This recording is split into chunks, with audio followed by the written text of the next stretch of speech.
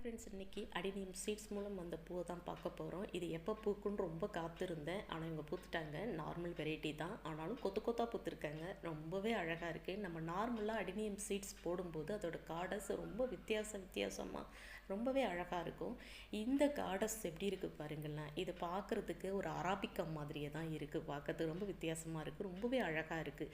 இந்த பூவை பார்க்கும்போதும் ரொம்பவே அழகாக இருக்குது. ஏன்னா இது பூக்கும்போதே பார்த்திங்கன்னா 1 2 இல்லை, நிறையாவே கொத்து கொத்தாக இருக்குது. இன்னுமே அதில் மொட்டுக்கள் இருக்குது. இதோட கார்டஸ் பார்த்திங்களா எப்படி எவ்வளோ அழகாக இருக்குதுன்னு.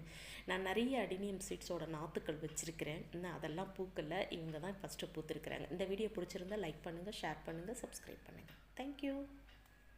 ஹாய் ஃப்ரெண்ட்ஸ், இன்றைக்கி அடினியம் சீட்ஸ் மூலம் வந்த பூவை தான் பார்க்க போகிறோம். இது எப்போ பூக்குன்னு ரொம்ப காத்திருந்தேன். ஆனால் இவங்க பூத்துட்டாங்க. நார்மல் வெரைட்டி தான், ஆனாலும் கொத்து கொத்தாக பூத்துருக்காங்க. ரொம்பவே அழகாக இருக்குது. நம்ம நார்மலாக அடினியம் சீட்ஸ் போடும்போது அதோட கார்டஸ் ரொம்ப வித்தியாசமாக ரொம்பவே அழகாக இருக்கும்.